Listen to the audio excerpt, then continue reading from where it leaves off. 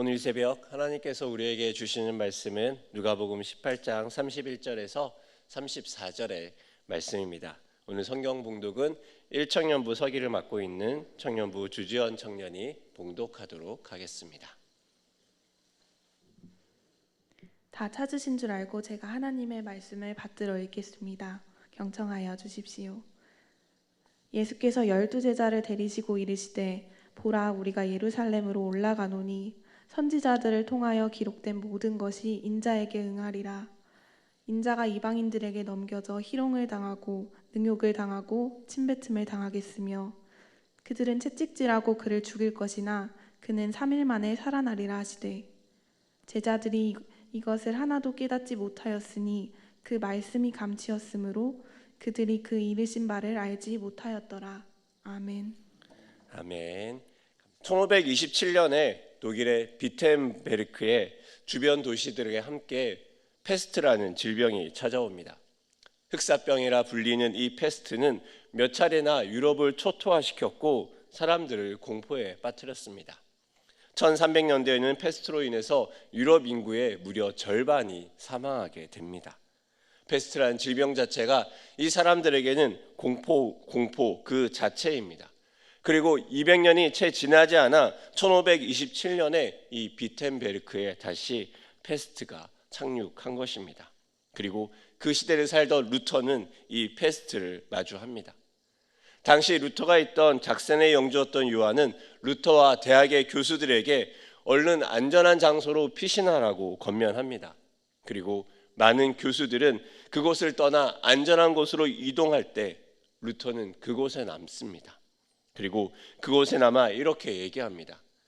모든 크리스천들이 주 예수 그리스도를 돌보듯이 병자와 부상자를 돌봐라. 팀 켈러 목사는 루터가 어떻게 이렇게 놀랍도록 침착하며 현실성 있게 반응할 수 있는가 이렇게 이야기하며 그가 죽음을 두려워하지 않는 의지 덕분에 이렇게 담대할 수 있다 얘기합니다.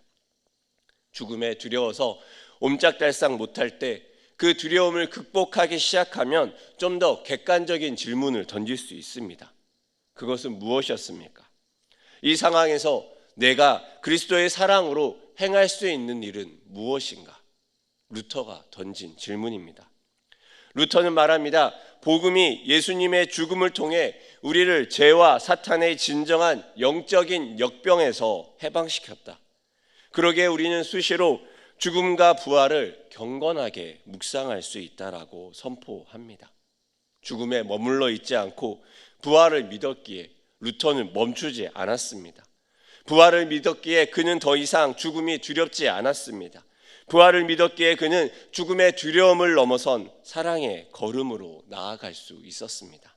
모두가 대피하고 모두가 죽음에 두려워 옴짝달싹 하지 못하던 그 시대의 말입니다. 우리의 생각은 우리의 행동을 만들어냅니다.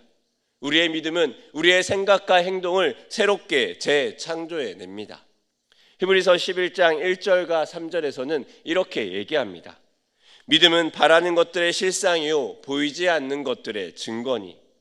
3절은 말합니다. 믿음으로 모든 세계가 하나님 말씀으로 지어진 줄을 우리가 아나니 보이는 것은 나타난 것으로 말미암아 된 것이 아니니라. 믿음은 우리가 살고 있는 세계를 새롭게 재창조합니다. 그저 물질과 원소와 원자 그것으로 구성된 과학자들이 바라보는 눈이 아니라 우리가 믿는 이 세계에 믿음이 침투할 때 우리는 알게 됩니다. 우리가 살고 있는 이 땅이 하나님 말씀으로 지어졌고 우리가 살고 있는 이 땅을 움직이는 것이 결국엔 하나님의 말씀이라는 것을 말입니다. 우리가 알고 있는 매트릭스라는 영화에서 네오가 모피어스를 만납니다. 모피어스는 네오에게 묻습니다. 여기에 파란 약과 빨간 약이 있다. 파란 약을 먹으면 너는 나를 만난 것도 기억하지 못하고 내가 믿고 싶은 대로 그대로 현실에 살게 된다. 그런데 여기 있는 빨간 약을 먹으면 너는 거짓의 세계를 뚫고 진실의 세상을 볼 것이다. 그리고 네오는 실제로 빨간 약을 먹으며 그 삶이 어떻게 바뀌는지를 경험하게 됩니다. 사랑하는 여러분, 우리는 사순절, 특별히 고난주간을 보내고 있습니다. 고난주간에 십자가의 길을 걸으신 예수님은 우리에게 묻습니다. 너희는 믿고 있는가? 우리는 무엇을 믿고 그 믿음은 우리의 삶에서 무엇을 바꾸고 있습니까? 믿는다고 말하는 우리의 삶은 과연 어떻게 믿지 않는 자들과 달라져 있습니까? 성경은 반복은 강조를 이야기합니다. 특별히 중요한 이야기가 나올 때 성경은 계속해서 반복합니다. 오늘의 본문에서 반복되는 장면은 공간복음 모두에서 나오는 장면입니다. 그만큼 중요한 장면입니다. 그런데 그럴 때 있지 않습니까? 아무리 중요하다고 이야기를 해도, 아무리 시험에 나온다고 이야기를 해도 아무도 듣지 않고 도무지 귀 기울이지 않고 아무도 관심 기울이지 않는 상황 말입니다. 게다가 오늘의 본문은 예수님이 고난받고 죽으실 것에 대해 무려 3번째 이야기하는 본문입니다. 예수님과 제자들이 예루살렘에 방문합니다. 예수님의 이제 마지막 예루살렘에 방문이 될 것입니다. 이른바 죽음의 길입니다. 그 죽음의 길에 발걸음을 떼시는 예수님의 표정도 가볍지 않을 것입니다. 그리고 예수님은 이 예루살렘에서 자신이 무슨 일을 당할지 분명히 알고 계십니다. 오늘 본문의 32절과 33절은 이렇게 이야기합니다. 우리 본문 말씀을 같이 한번 읽어보도록 하겠습니다. 32절, 33절의 말씀입니다. 시작. 인자가 이방인들에게 넘겨져 희롱을 당하고 능욕을 당하고 침뱉음을 당하겠으며 그들은 채찍질하고 그를 죽일 것이나 그는 3일 만에 살아나리라 하시되. 아멘. 오늘 이 본문에서는 예수 그리스도가 어떠한 일을 당할지 무려 7가지 모습으로 4개의 동사를 사용해서 표현합니다. 7가지 중 이방인에게 넘겨져 희롱을 당하고 능욕을 당하고 침뱉음 당하고 채찍질 당하고 죽임을 당하고 그리고 살아날 것이다. 이렇게 구체적으로 예수님이 말씀하시는 이유는 무엇입니까? 이렇게 예수님이 구체적으로 고난과 순환, 죽음, 부활에 대해 확신해서 이야기하는 것은 무엇입니까? 그것은 바로 예수님이 하시는 이 말을 믿을 때 지금 이 땅에서 일어날 예수님의 고난과 죽음에 대한 진정한 이해를 갖게 된다는 것입니다. 예수님은 희롱을 당합니다. 군인들이 조롱합니다. 자칭 왕이나 스스로도 구원하지 못한다고 조롱합니다. 능욕을 당합니다. 이 본문에서 구약에서 말했던 의로운 자들이 부당하게 조롱당하고 교만한 자들의 먹잇감이 된다는 그 구약의 예언이 똑같이 성취됩니다. 죄가 없으신 예수님이 제사장과 종국 권력에 의해 능욕을 당합니다. 침뱉음 당합니다. 마태복음 26장에 의하면 예수의 얼굴에 침을 뱉고 주먹으로 때리고 손바닥으로 칩니다. 그러면서 말합니다. 그리스도야, 우리에게 선지자 노릇을 하라. 너를 친 자가 누구냐? 채찍질을 당합니다. 짐승의 이빨을 단 그 채찍은 예수님의 살점을 뜯어내고 피를 쏟아냅니다. 그는 양같이 모든 채찍을 온몸으로 받아냅니다. 그리고 마침내 십자가에서 죽임을 당합니다.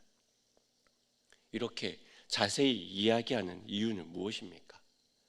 병행 본문인 마태와 마가는 오늘 본문에서 그들이 죽이기로 결의하였다 이렇게 표현합니다. 그렇지만 누가는 그 이야기를 숨깁니다. 그리고 마태와 마가는 예수님의 이러한 행동을 하는 모습 속에서 예수님에게 고난을 주는 가해자의 모습들이 능동태로 자세히 표현됩니다. 그런데 누가는 이 고난을 당하는 예수님의 모습이 능동태가 아닌 수동태로 표현합니다. 그렇게 함으로 누가가 강조하고 싶은 것이 있습니다. 예수님이 예루살렘에 가서 당하는 이 많은 일들이 사람의 의지와 사람의 계획에 따라 일어나는 것이 아니라 이 일은 하나님의 계획하심으로 하나님이 미리 예언하셨던 그 일이 성취되는 것으로 일어난다 이야기합니다. 그러기에 누가복음 18장 31절에서 이렇게 이야기합니다. 우리 같이 본문의 말씀을 같이 읽어보도록 하겠습니다. 시작. 예수께서 12 제자를 데리시고 이르시되 보라, 우리가 예루살렘으로 올라가노니 선지자들을 통하여 기록된 모든 것이 인자에게 응하리라. 아멘. 현실에서 예수님이 고난받고 죽임당하는 그 모든 것이 누군가에게 낯설고 어렵고 이상한 이야기일 수도 있겠지만 예수님은 분명히 말합니다. 선지자들을 통하여 기록된 모든 것들이 이제 응하리라. 예수님은 자신이 예루살렘으로 올라가는 이유가 선지자들의 말을 응하게 하기 위함이라 말합니다. 예수님이 오심은 구약에 예언되었습니까? 예언되어 있던 일입니다. 예수님의 죽으심은 구약에 예언되어 있던 일입니까? 예언되어 있던 이야기입니다. 그러기에 이사야 50장 6절에는 이렇게 얘기했습니다. 나를 때린 자들에게 내 등을 맡기며 나의 수염을 뽑는 자들에게 나의 뺨을 맡기며 모욕과 침뱉음을 당하여도 내 얼굴을 가리지 아니하였느니라. 이사야 53장의 제목은 무엇입니까? 고난받는 종의 노래입니다. 메시아가 어떻게 고난받을지 이야기합니다. 시편 2편은 뭐라 이야기합니까? 기름 부은 받은 자를 대적하는 모습을 보여주며 예수 그리스도가 어떠한 어려움을 당할지 이야기합니다. 지금에 일어난 이 많은 일들이 구약의 예언자들에게, 선지자들에게 이미 예언되었고 이미 사람들은 그 당시 알고 있는 말씀이라는 것입니다. 그런데 그들은 예수와 함께 사는 그 땅에서 예언된 이 모든 것을 믿음으로 나아가고 있습니까? 예수님에 대해 증거하고 예언했던 그 많은 선지자들을 죽이고 박해하며 그들은 이 모든 예언의 말들을 믿음으로 믿고 있었습니까? 예수님이 이 땅에 오십니다. 그 오랜 예언의 모든 성취가 이루어짐에도 불구하고 사람들은 예수 그리스도를 바라보지 않습니다. 왜 그렇습니까? 그들은 말씀을 알지만 그들에게 믿음이 없기 때문입니다. 예수님은 그 오랜 성취를 위해서 인자에게 예언이 이루어지는 것을 성취하기 위해 뚜벅뚜벅 그 길을 걸어갑니다. 하지만 사람들은 믿음이 없기에, 심지어 예수님과 함께하는 그 제자들조차 믿음이 없기에 34절에서 이렇게 반응합니다. 34절의 말씀을 같이 읽어보기 원합니다. 시작. 제자들이 이것을 하나도 깨닫지 못하였으니 그 말씀이 감추었으므로 그들이 그 이르신 바를 알지 못하였더라. 제자들은 하나도 깨닫지 못합니다. 심지어 하나도라는 강조라는 말이 추가되어서 그 제자들이 얼마나 예수님의 말을 믿지 못하였는지 나옵니다. 그들은 예수님과 함께하고 얼굴을 보고 말씀을 듣고 기적과 이사를 보지만 믿음이 없기에 그들은 하나도 깨닫지 못합니다. 예수가 왔지만 믿음이 없는 자들은 살아있는 예수를 앞에 두고도 예수를 보지 못합니다. 심지어 예수님은 그렇게 말씀하시고 많은 예언의 성취대로 죽고 부활하셨습니다. 다시 살아나셨습니다. 사람들에게 나타납니다. 그럼에도 사람들은 뭐라고 얘기합니까? 여전히 의심하는 자들이 있었다. 여전히 살아난 예수님을 보고도 그들은 말합니다. 예수님을 의심하는 자들이 있었다. 예수님을 죽기 전 봤던 자들이 부활하신 예수를 보면서도 믿지 못합니다. 그 믿음 없음은 부활로 나아가지 못하게 막습니다. 그 믿음 없음은 여전히 영적인 어두움에 머무르게 합니다. 구약은 예수님이 오신다고 하셨고 신약은 예수님이 오셨다고 말했습니다. 하지만 그 많은 예언에 믿음이 없다면 아무것도 바뀐 것이 없습니다. 예수님의 십자가로 사단의 권세가 깨지고 사망 권세가 무너졌지만 믿음이 없는 자들에게는 그저 여전히 평온한 일반의 세월과 다름없는 시간의 연속입니다. 문제는 우리입니다. 부활에 대한 믿음이 있던 루터는 흑사병의 두려움 속에서도 사람들에게 나아갔습니다. 부활의 믿음을 가진 우리는 어떻습니까? 십자가를 믿고 부활을 믿는 우리는 이제 어떤 삶을 살아야 합니까? 예수님은 다시 우리에게 말씀하십니다. 내가 다시 올 것이다. 이것을 여러분은 믿으십니까? 우리는 이제 또 다른 예언의 성취를 바라보며 살고 있는 것 아닙니까?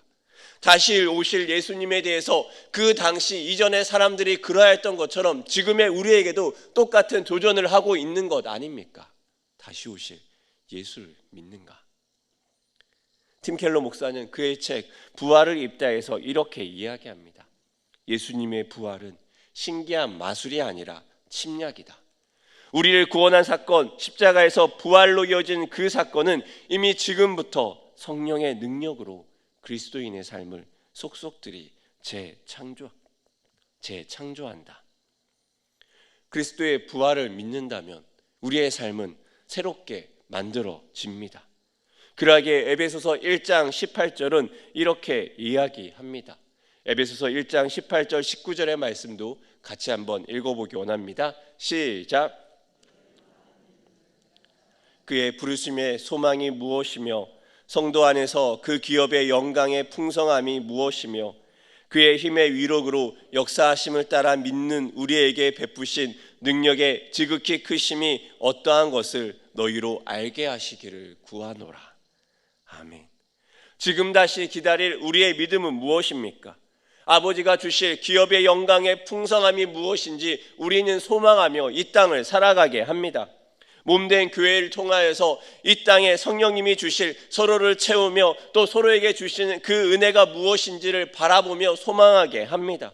나 홀로 서 있는 것이 아니라 성령 안에 하나 되게 하시며 만유 위에 계신 하나님을 경험하며 다시 오실 예수 그리스도를 소망하며 살아가게 합니다. 교회 안에 충만하신 하나님의 사랑이 이 땅을 어떻게 변화시켜 나아갈지 믿음으로 소망하며 살아가게 합니다. 그 힘의 능력은 이 땅을 뻗어갑니다. 썩어질 유산과 몸과 마음이 팔려서 두려움과 염려로 살아가는 것이 아니라 세상의 문화의 두려움과 염려로 서는 것이 아니라 이 모든 것 가운데 강력하게 임하실 하나님을 소망하며 믿음으로 주님의 진리 안에 머물게 된다고 우리에게 이야기합니다. 이 땅은 결국 하나님이 다시 오실 것을 향해 나아가고 있기 때문입니다. 그것을 믿기에 이 땅의 것들에 무너지지 않고 이 땅을 넘어 바라보는 온전한 믿음의 눈이 생기는 것입니다. 부활 이후 우리의 삶은 바뀝니다. 제자들도 그렇지 않습니까? 예수님의 부활 이후에 제자들의 삶도 바뀝니다. 어부에서 예수님을 따라 다니던 그 삶에서 이제 그들은 부활하신 예수를 통해 새로운 사명을 받고 부활하신 예수를 따라 살아가게 됩니다. 마태복음의 마지막은 이렇게 얘기합니다. 28장 18절에서 20절까지의 말씀도 같이 한번 읽어보기 원합니다. 같이 읽겠습니다. 시작. 예수께서 나와 말씀하여 이르시되 하늘과 땅의 모든 권세를 내게 주셨으니 그러므로 너희는 가서 모든 민족을 제자로 삼아 아버지와 아들과 성령의 이름으로 세례를 베풀고 내가 너희에게 분부한 모든 것을 가르쳐 지키게 하라. 볼지어다 내가 세상 끝날까지 너희와 항상 함께 있으리라 하시니라. 아멘. 부활하신 예수를 만난 사람은 이 말씀이 내 삶의 소망이 되고 이 말씀이 내 삶의 사명이 되는 것입니다. 다시 오실 예수 그리스도에 대한 믿음이 있는 자는 이 말씀을 붙들고 지금의 이 땅을 살아가게 합니다. 그 믿음은 모든 민족을 향해 제자 삼는 사역으로 나아가게 합니다. 왜 그렇습니까? 예수님이 이 땅에 다시 오기 때문입니다. 하나님이 선지자를 통해 말씀하신 것이 이루어졌습니다. 하물며 예수님이 우리에게 말씀하신 것이 이루어지지 않겠습니까? 부활의 믿음으로 이 땅을 살아갈 것인지 부활이 없는 자처럼 살아갈 것인지 이제 우리에게 또 다른 믿음의 가업이 있는 것입니다. 요한계시록 22장 5절은 이렇게 말합니다. 다시 밤이 없겠고 등불과 햇빛이 쓸데없으니 이는 주 하나님이 그들에게 비치심이라. 그들이 세세토록 왕노릇 하리로다. 이 말씀을 향하여 우리의 모든 삶은 나아가고 있습니다. 사랑하는 일산 충신의 여러분, 우리에게 믿음이 있습니까? 그리스도의 십자가를 이야기하고 그리스도의 부활을 이야기하지만 실제로 우리에게 그 믿음으로 말미암은 소망이 있습니까? 그 믿음으로 말미암아 다시 오실 예수 그리스도를 기다리며 모든 민족을 제자로 삼으라는 아버지의 그 명령이 나의 삶의 사명이 되어 있습니까? 그리하여 지금의 이 땅의 삶이 허탄한 것을 추구하며 사는 삶이 아니라 예수의 마음을 시원케 하는 그 삶을 향해 나아가고 있습니까? 지난 10월 26일 경북 봉화에서 아연 강산이 매몰되었습니다. 우리가 알던 것처럼 작업반장인 60대 박모 씨와 다른 보조 작업자가 매몰됩니다. 하루 하부 46m 지점에 뻘 900여 톤이 쏟아져 내리며 수직 갱도를 막았습니다. 이제 본격적인 싸움이 시작됩니다. 처음에 두 사람은 갱도를 돌아다니며 출구를 찾았다고 합니다. 그렇지만 찾지 못합니다. 나무 막대를 세워 비닐 텐트를 만들고 마른 나무로 모닥불을 피웁니다. 우리가 아는 것처럼 그들은 커피 믹스를 먹으며 허기를 달랩니다. 그리고 커피 믹스가 떨어지고 나서는 물방울로 목을 축입니다. 그렇게 시간이 지나 그들이 고립된 지 10일이 됩니다. 이때쯤 소망이 끊어지기 쉽습니다. 그런데 그들은 말합니다.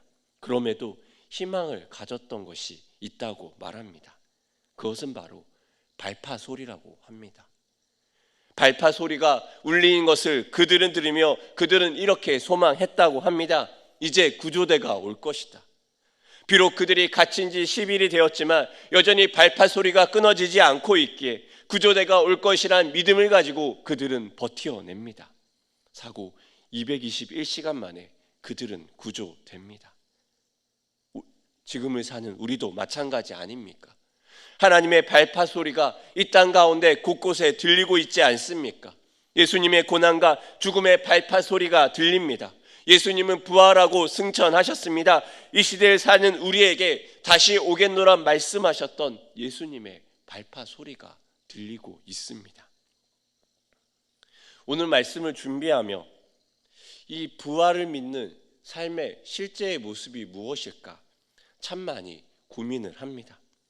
그리고 과연 나는 그 믿음의 삶을 살고 있는가, 어떻게 살고 있을까 참 많이 고민하지만 구체적인 모습이 잘 나오지 않아 참 많이 애를 먹었습니다.